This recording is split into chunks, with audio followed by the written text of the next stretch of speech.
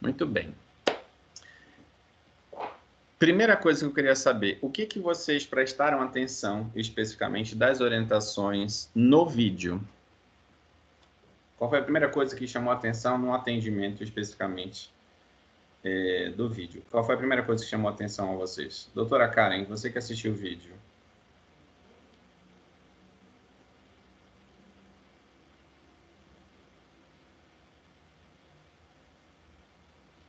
O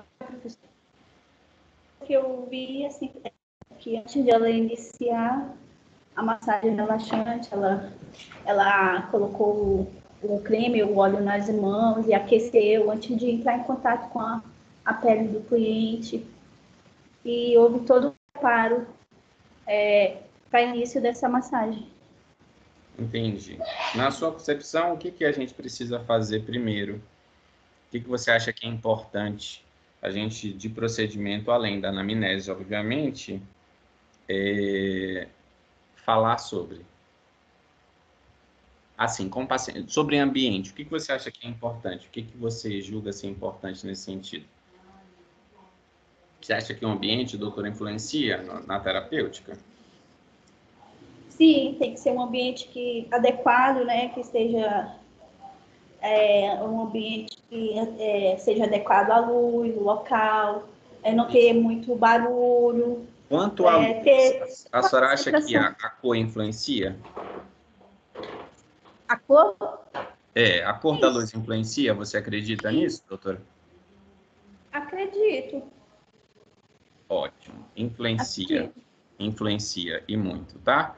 Então, o primeiro ponto que eu queria que vocês entendessem na questão, antes de nós entrarmos nos procedimentos obrigatórios, é a questão do ambiente, tá, doutores? O ambiente se influencia.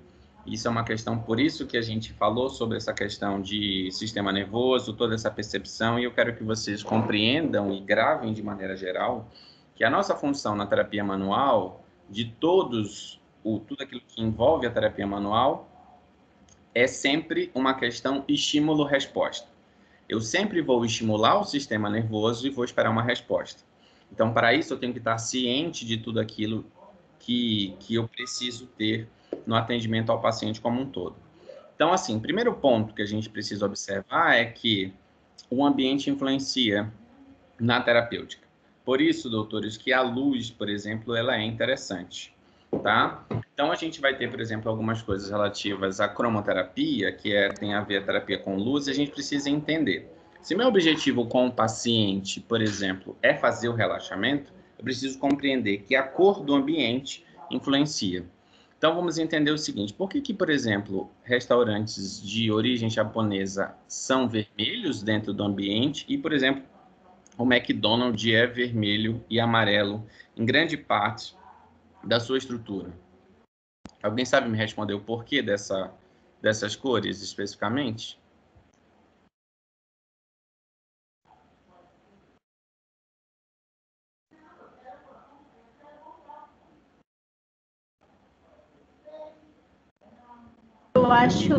Eu penso que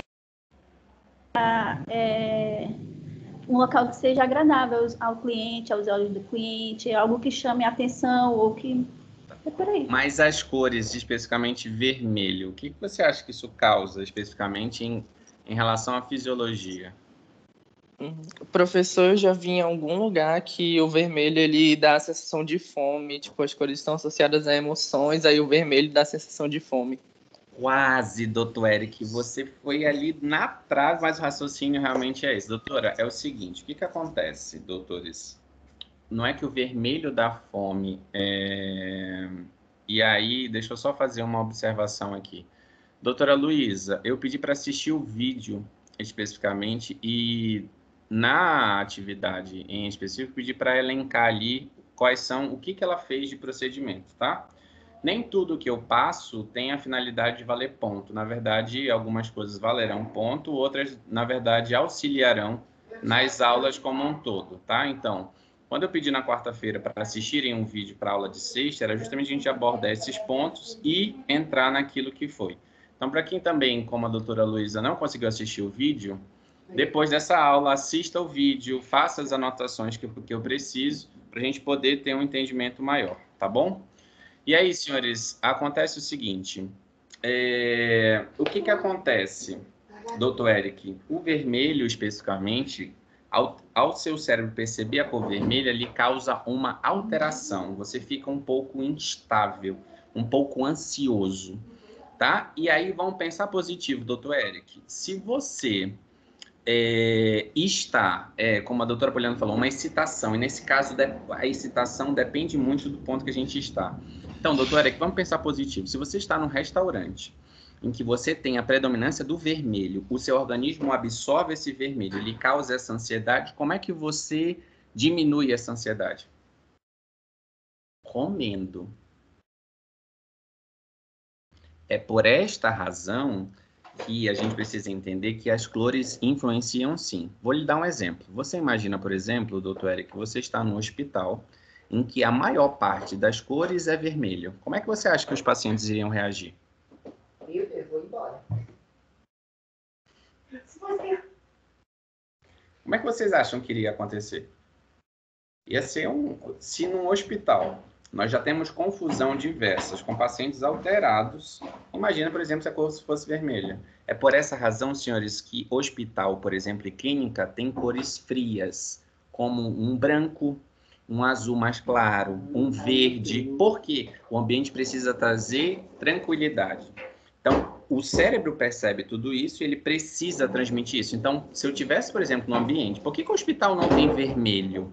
Ou não tem cores fortes? Por causa que a cor influencia a percepção do paciente. Então, se eu já tenho um ambiente em que eu já tenho pessoas que estão com alteração e eu ainda agravo isso com cores, isso realmente é um processo. É por isso, doutora Karen, que o vermelho, por exemplo, em relação a esses ambientes, são influenciáveis.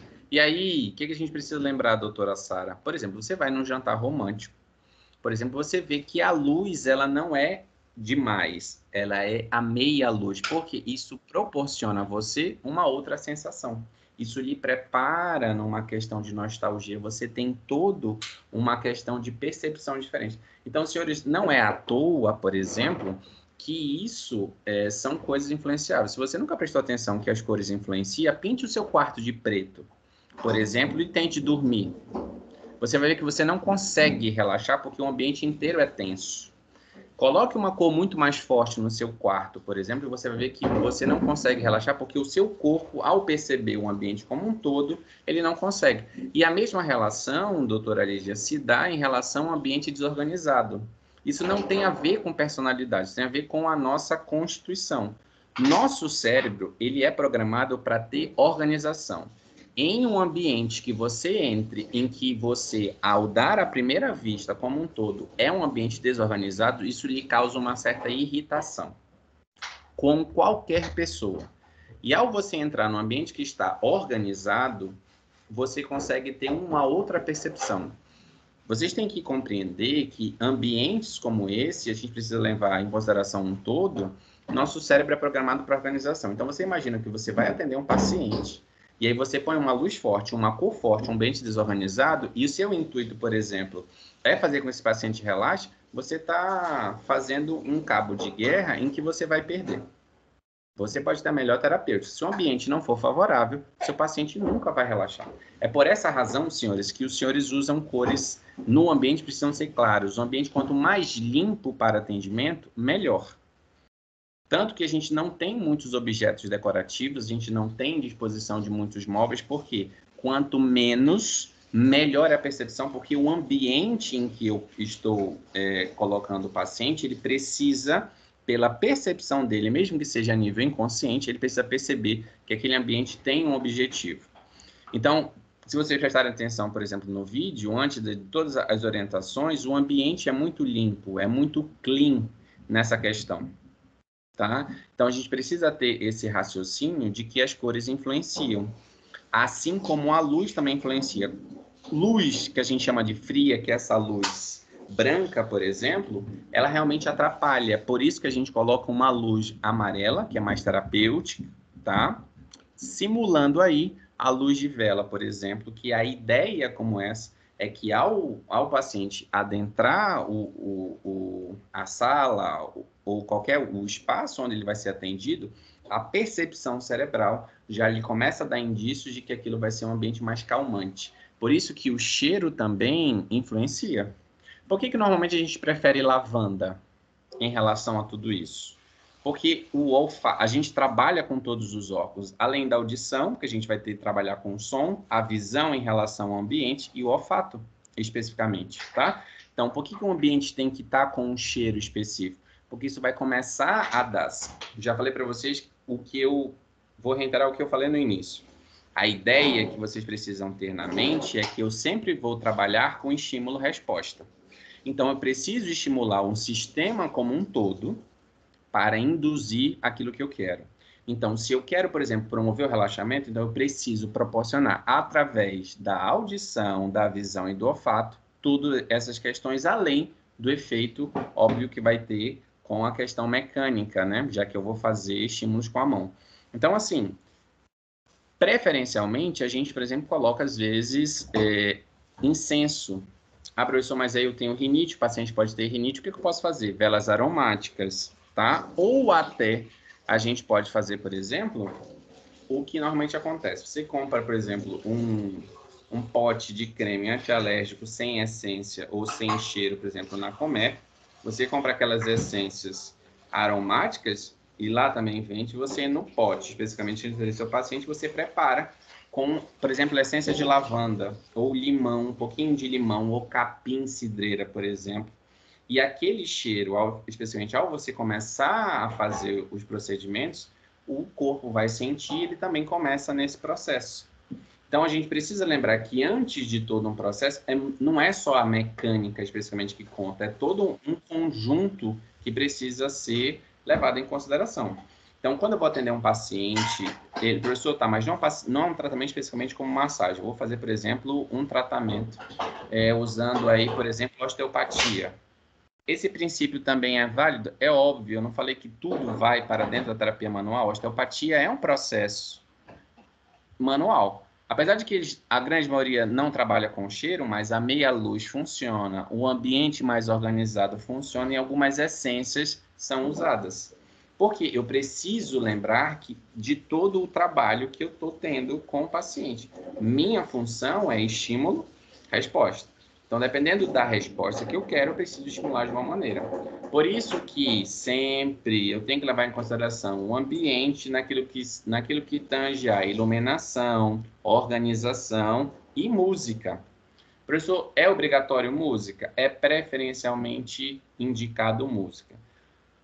Aí o doutor Eric diz assim, professor, precisa ser barulho de chuva, de água, de cachoeira, de floresta, de... Não, não precisa. Você, pela anamnese do seu paciente, verifica o gosto musical. Porque se for um paciente, por exemplo, doutora Clara, que odeia floresta, você vai botar um barulho de floresta, por exemplo, o que vai acontecer? Lembra o estímulo-resposta. Se ele odeia, ele vai conseguir relaxar num ambiente como esse? Não, ele vai se irritar. Então, a sua terapêutica vai ser alterada. O que você tem que fazer, professor? O que acontece? Ah, por exemplo, doutora Karen, o seu paciente gosta de sertanejo. Vai dizer assim, tá, professor, o meu paciente gosta de sertanejo. Gosta. E daí? E daí, se ele gosta de sertanejo, ele vai conseguir relaxar.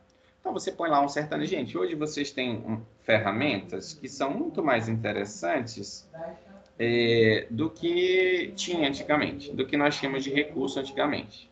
Hoje você tem no seu celular a possibilidade do Spotify, YouTube, Deezer, enfim. Você vai lá e pergunta ao seu paciente qual estilo de música ele gosta, você baixa lá o tipo de cantor que ele gosta, ou coloca para colocar, e você põe numa música ambiente. Quando eu falo ambiente, não é um volume nem alto nem baixo, é um volume suficiente que consiga, o cérebro consiga perceber e, em conjunto com todos os outros processos, ele consiga entrar nesse clima. Eu vou colocar nesse clima para você entender. Se eu quero relaxar, então, eu já sei que a luz ambiente conta, o cheiro conta, põe lá uma música que ele gosta. E ao começar o procedimento estético, especificamente, ou o procedimento manual que eu vou fazer, eu já consigo ter aí uma efetividade muito maior. Então, senhores, isso é uma questão muito... Isso tem que estar muito claro na cabeça de vocês. Isso tem que ser uma coisa que tem que estar na sua mente. Professor, ele gosta de forró. Coloca forró. Professor, eu não gosto. O problema é seu. Quem é o centro da atenção não é você, é seu paciente. Então você vai lá, eu gosto, tem alguma preferência de música para relaxar? Não, olha, eu gosto de, não sei, coloque lá um barulho de água, por exemplo. Por que eu falo tudo isso? Porque eu atendi, por exemplo, uma paciente que ela não gostava de barulhos de água. Isso irritava ela. E aí, uma vez eu coloquei e testei que realmente ela tinha aversão. Isso quer dizer o quê? Que ao tocar nela, ela estava toda tensa porque ela tinha aversão aos barulhos. Então, nesse sentido, se faz necessário que você veja o que o seu paciente gosta, qual é o estilo de música que ele gosta, o que ele tem de propensão em relação a tudo isso. Então, viu tudo isso? É aí que a gente entra na terapêutica. Você já tem posse da anamnese, você já sabe quem é o seu paciente, qual é o estilo de vida, o que ele faz de atividade, como é que é todo um processo. Você já sabe, por exemplo, o tipo, você já tem uma ideia de mais ou menos que estilo de música ele gosta, então você já prepara o ambiente. Eu, particularmente, eu não gosto de atender em maca. Eu tenho uma linha mais oriental em que eu prefiro, por exemplo, atender no chão. Isso é variante, óbvio, né? Mas, professor, pacientes, como é que a gente faz? Depende. Se você tem uma prática, por exemplo, a maioria dos meus pacientes, eles não têm,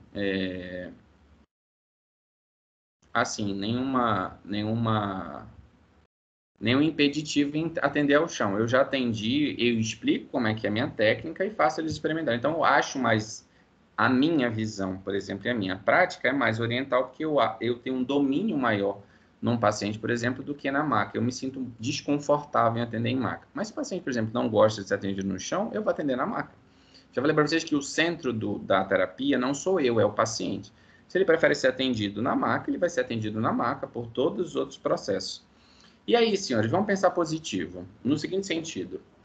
Eu posso, por exemplo, botar um incenso? Posso. Posso colocar meia luz? Posso. Professor, como é que a gente faz, por exemplo, a questão de meia luz? O que você pode fazer é o seguinte. Para quem, por exemplo, quer estudar, para quem quer ter uma concentração maior, você pode, por exemplo, ir na casa do eletricista e comprar aquelas luzes amarelas terapêuticas. Não são incandescentes, são luzes terapêuticas. Você vai lá, deve custar uns 7, 8, talvez, por aí. Você coloca no abajur, não é no ambiente, é onde você está. Você coloca aqui, seu cérebro percebe aquilo como uma questão de estímulo e você consegue se concentrar mais. Por isso que vocês vão prestar atenção que ambientes de criação, por exemplo, como redação, pessoas que trabalham com pintura, a luz que predomina é amarela. Eles não vivem num ambiente muito claro porque eles estão em processo criativo. Esse é o raciocínio, tá? Então, você, por exemplo, vai atender seu paciente, você imagina você, por exemplo, colocar luz vermelha. Isso não existe, tá? Isso não funciona. No sentido de relaxar, não. Mas aí a doutora Karen diz o seguinte, professor, eu vou fazer uma massagem no mozão. Eu quero dar um estímulo nele, nessa questão de, além de relaxamento, eu quero prepará-lo, por exemplo, para uma sessão 50 tons de cinza após a massagem. Eu vou botar a luz amarela, doutora Karen? Não. Qual é meu objetivo? Meu estímulo é o quê? Deixar o organismo ao mesmo tempo relaxado, mas ao mesmo tempo no nível de excitação, e eu falo excitação, na questão de estar pronto para uma possível atividade sexual. E o que acontece? A gente põe a luz especificamente para induzir todo um processo. Porque já falei, não é só questão da luz, é todo um conjunto. Vai ter a música, vai ter o cheiro. A gente vai mudar o cheiro, professor? Vai. Você não vai botar lavanda, você vai botar uma outra essência que, ao ser percebido pelo próprio sistema, ele vai causar uma outra reação. Então, tudo isso a gente precisa estar ciente disso. Então, vai ter uma luz, e a gente pode botar, por exemplo, uma luz roxa, uma luz vermelha, tá? Não num tom muito alto, mas umas cores que já vão nisso, você vai ter o toque, você vai ter a música, você vai ter o cheiro, ele vai relaxar no sentido de não ter o relaxamento total a ponto de dormir, mas ele vai ficar um pouco relaxado, mas já ao mesmo tempo pronto para uma atividade sexual. Tanto que a gente vai ver, por exemplo, que em alguns lugares isso são utilizados. Tá? Então, senhores, como eu já falei para vocês, o grande segredo especificamente é saber qual é o meu objetivo. Se meu objetivo é relaxar o paciente como um todo, eu tenho que organizar tudo isso. Se meu paciente se meu objetivo isso não é só para paciente, eu estou falando de maneira geral. Professor, eu quero fazer no mozão, enfim. meu objetivo é um relaxamento com um cunho mais sexual, por exemplo, eu tenho um outro objetivo. Se o meu objetivo, por exemplo, é fazer um relaxamento para uma atividade física, por exemplo, uma preparação de um jogo, alguma coisa assim, eu também tenho que ter esse outro objetivo. Então, tudo isso é conjunto, não é só chegar e fazer, não é assim que funciona. Por isso que alguns procedimentos nessa questão não têm efetividade, porque as pessoas já chegam, por exemplo, como eu falo, na questão de ser bruta, tá? Então, toda essa questão, tá? Então, esse é o raciocínio. E a primeira coisa que vocês viram no vídeo, por exemplo, qual foi o primeiro movimento que ela fez? Expliquem para mim aí, para quem assistiu o vídeo, qual foi o primeiro movimento que ela fez?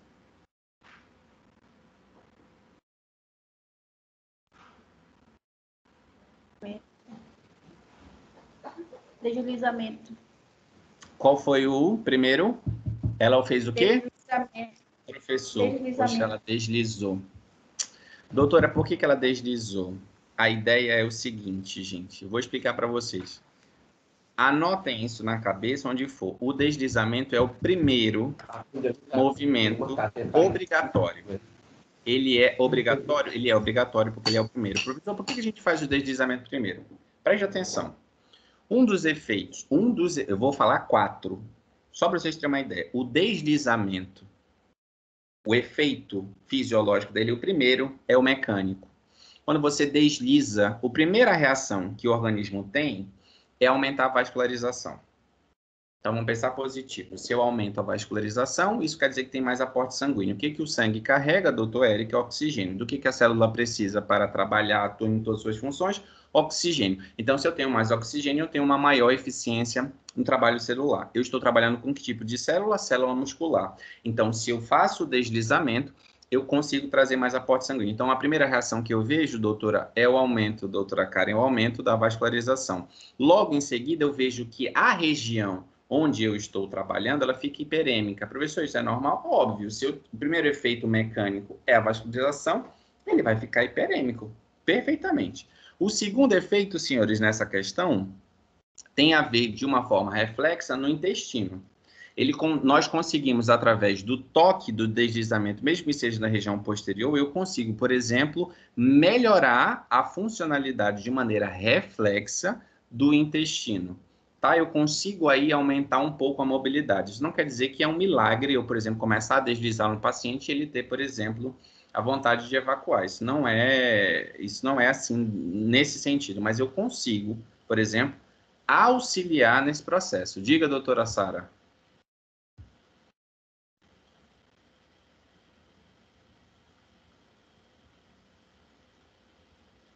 Doutora Sara.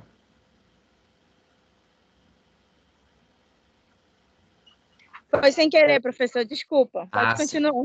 Então, a gente consegue. O terceiro efeito, especificamente, tem a ver com a diminuição da dor referida, tá? Ele pode ter uma dor referida, por exemplo, na coluna, e a origem dessa dor é nos pés. Então, eu consigo auxiliar. E a quarta é a questão referente à dor como um todo. Eu consigo promover um relaxamento disso. Então, vamos entender, doutora Karen, se o primeiro movimento, que é obrigatório, que é o deslizamento superficial, já tem todos esses efeitos em nível de fisiologia, imagina um processo como um todo. E o grande segredo, doutor Eric, especificamente nesse procedimento, é não ter pressa. Como eu já disse para vocês, por que o alongamento tem que ser a 30 segundos, o mínimo?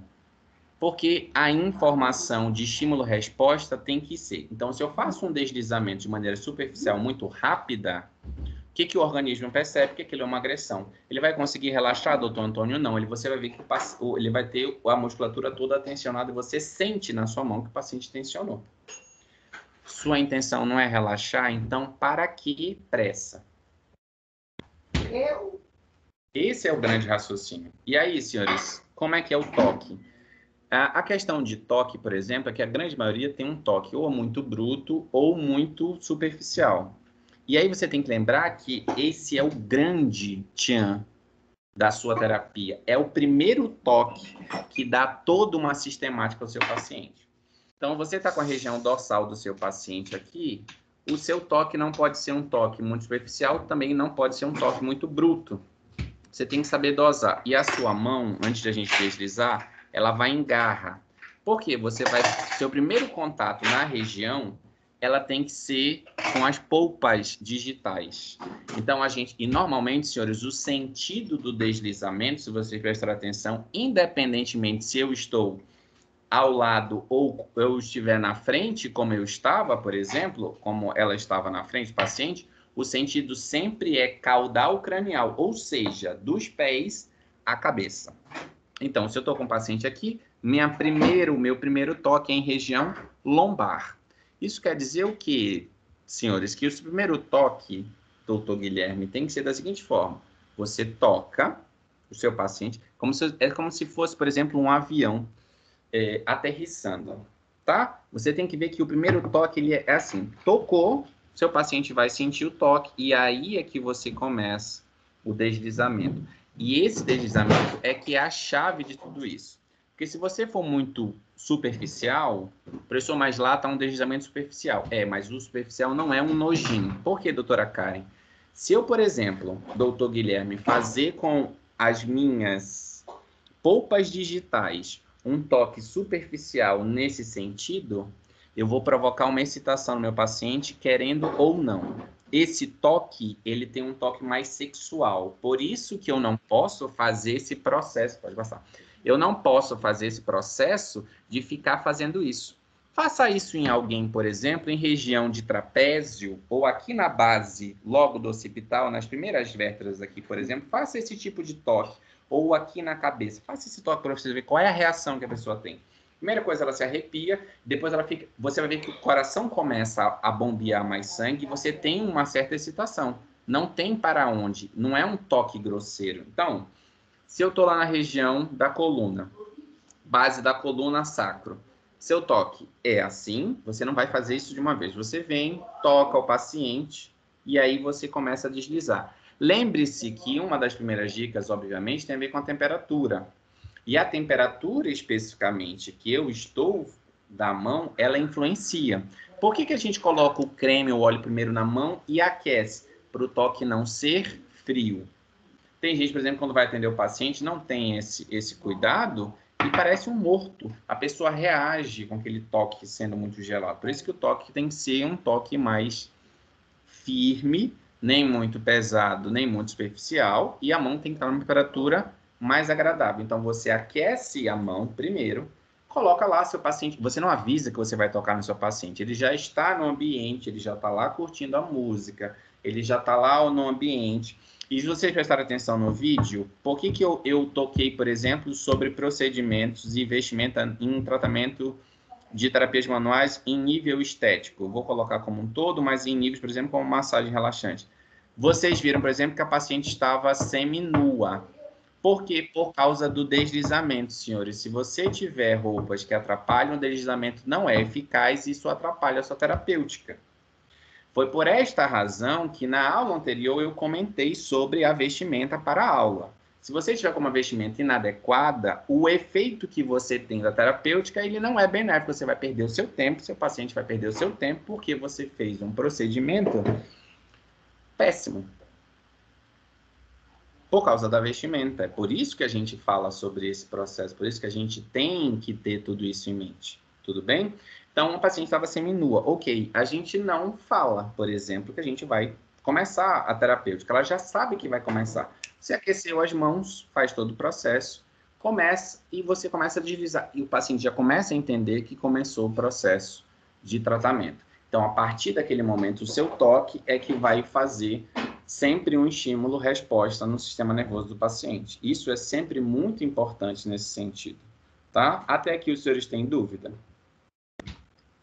Sim ou não? Não, professor. Conseguiram entender o processo? Sim, não. E aí, sobre a questão do deslizamento. Eu acompanhei o vídeo. Aí tá Aí, mais fácil para entender agora. depois é que eu vou entrar nos outros procedimentos que ela fez, tá? Mas o primeiro que eu quero apontar, apesar de ela estar se referindo sempre à estética especificamente, mas isso não quer dizer que é só para estética, tá? A gente precisa ter uma ideia nessa questão de que ela é fisioterapeuta e esteticista. A gente precisa entender que isso é uma ideia para o nosso paciente como um todo. Por que eu parei no deslizamento? Porque sempre o sentido é na base da coluna e a sua mão ela vai abrindo até a altura do trapézio e ela volta. E uma outra coisa, senhores, anotem isso. A mão nunca sai de contato com o paciente. Se você prestar atenção, em nenhum procedimento a mão a gente tira do paciente. Base da coluna, desliza até o trapézio, eu venho pelo lado, sempre nesse sentido, sem tirar as mãos. Por quê? É sempre estímulo-resposta. É sempre estímulo-resposta. A minha mão influencia? Influencia. O meu humor influencia? Influencia. Por isso, doutora, que quando eu vou atender um paciente, eu não posso estar com ódio. Porque eu vou traspassar o ódio pelas minhas mãos para o meu paciente, eu vou tensionar o meu paciente. Isso não tem a ver com misticismo, isso são dados científicos comprovados. Se você tiver com qualquer alteração no seu sistema, você vai passar essa alteração para o seu paciente. Você tem que lembrar que a sua mão ela vai ser extensão sua. Então, se você não concentrar no que você está fazendo, você vai fazer uma terapêutica errada. Qualquer procedimento, especificamente, vai ter um efeito que não é o que você, pelo menos, almeja. Então, senhores, nesses primeiros pontos, especificamente, é necessário que vocês tenham essa compreensão de que tudo é uma questão de organização. Em que sentido? Você precisa organizar uma sequência de eventos, já que você tem que lembrar, mais uma vez, que você está lidando principalmente com o sistema nervoso, em que você vai estimular esperando uma resposta. É uma sequência que a gente faz. A gente faz uma anamnese primeiro. Eu preparo o ambiente, eu preparo na questão de iluminação, cheiro, música, coloco o meu paciente na posição e todo o resto do processo vai ser através das mãos. Por isso que a gente faz essa sequência. Professor, é impeditivo, por exemplo, já que a gente está falando sobre massagem clássica, é impeditivo, por exemplo, numa massagem clássica, eu fazer alongamento do meu paciente? Não, não é. Posso mobilizar meu paciente antes na maca? Pode. Depois você pode fazer o processo de relaxamento? Pode. Isso tem mais efetividade? Sim. Em muitos sentidos, sim. Você tem um paciente aí que está com um princípio de torcicolo por tensão. Se você começar a alongar os trapézios, esternocleidomastoide, todo um processo, fazer as mobilizações dos corpos vertebrais, o efeito da sua terapêutica depois, ela se estende muito mais do que você fazer. Professor, depois da massagem, por exemplo, eu posso fazer bandagem funcional no meu paciente? Pode.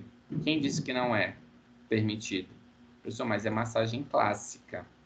Tá, massagem clássica está dentro de qual organização? Recursos terapêuticos manuais. É tratamento?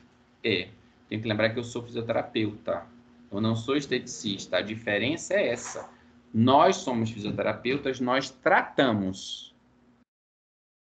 Essa é a diferença. Então, numa massagem clássica, como recurso terapêutico, eu posso colocar outras coisas? Posso. Professor, numa sessão de massagem clássica, eu posso, por exemplo, colocar eletro inicialmente, por exemplo, um TNS no meu paciente? Pode. Quem disse que não? É esse sentido que vocês precisam perceber. Conseguiram entender tudo isso? Conseguiram visualizar tudo isso? Como isso influencia na questão de cheiro e todo esse processo? Sim ou não? Sim, professor. Até mesmo porque ela lá no vídeo, ela faz um movimento em X, que é justamente para trabalhar o alongamento muscular da paciente. Eu posso fazer antes? Eu posso, gente. Eu tenho que ter uma ideia de que na minha terapêutica eu tenho tempo. Então, vou ter 50 minutos. Se você fizer uma sessão de alongamento de 10, 15 e os outros procedimentos forem manuais, você não perde. Tá? Por que você não perde? Porque você está tratando de uma maneira geral. Você consegue alcançar... Gente, mais uma vez, lembra da questão estímulo-resposta.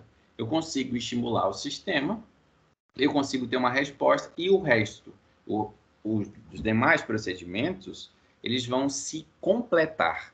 Eu não faço coisas que são opostas entre si. Vou dar um exemplo. Eu não faço, por exemplo, uma sessão de relaxamento com uma luz vermelha, porque são opostos. Os estímulos são opostos. Então, como eu falo para vocês, é uma cadeia de sequências em que cada evento eles se complementam e, em conjunto, eu consigo ter um resultado. É isso que eu quero que vocês tenham. Uma visão ampla. Eu preciso lembrar, poxa, se eu fizer isso, isso vai ter esse resultado, somado eu tenho X. Pronto.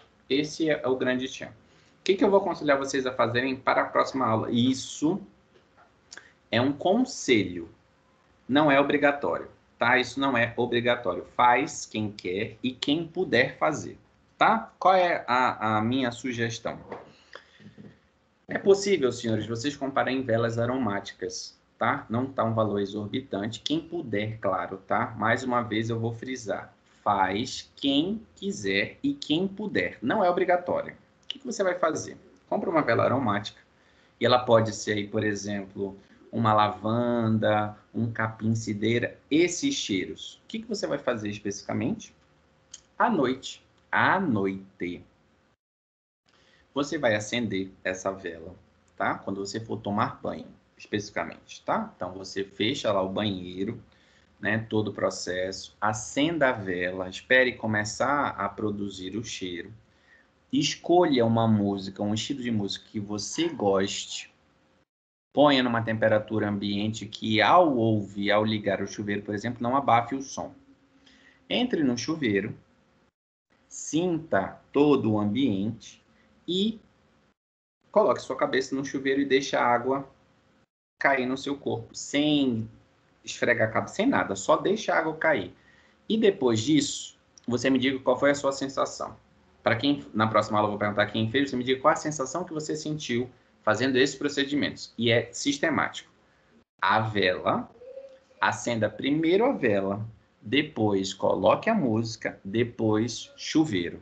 Abriu o chuveiro, entrou embaixo do chuveiro, deixa a água cair na sua cabeça mesmo, deixa lá.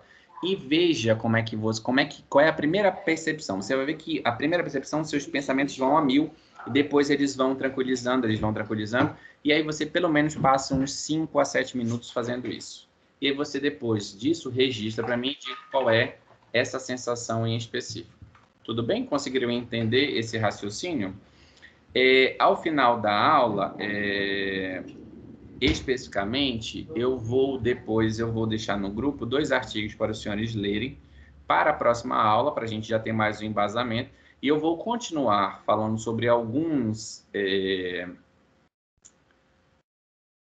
não vou dizer procedimento, mas alguns passos do vídeo que eu falei para vocês, qual é o efeito fisiológico. Então, a gente vai ver que é uma sequência que é feita, e essa sequência que é feita, por exemplo, ela tem uma razão. Por que eu começo com o deslizamento superficial? E aí, como eu disse no primeiro, o deslizamento superficial, ele é obrigatório e ele vai vir durante o processo de massagem clássica o tempo inteiro. É um movimento que vai voltar sempre. Por exemplo, a cada 3, 4 movimentos, eu volto para o deslizamento. Faço 1, 2 movimentos, eu volto para o deslizamento. Vocês vão ver que é o tempo inteiro isso. Então, já põe na sua cabeça que o deslizamento, ele é um movimento obrigatório. Você começa com ele, você termina com ele. Tá? Então, já põe isso. E por que a gente faz o deslizamento? Só relembrando, são 4 efeitos primários. O primeiro é o efeito mecânico sobre a questão dos vasos sanguíneos. Depois, a gente tem efeitos reflexos no próprio sistema intestinal como um todo, a gente tem aí a diminuição da dor referida e também a promoção aí de relaxamento. Tudo bem, senhores? Ficou claro isso? Vou mandar esses artigos para vocês começarem a ler o final de semana. Até quarta-feira tem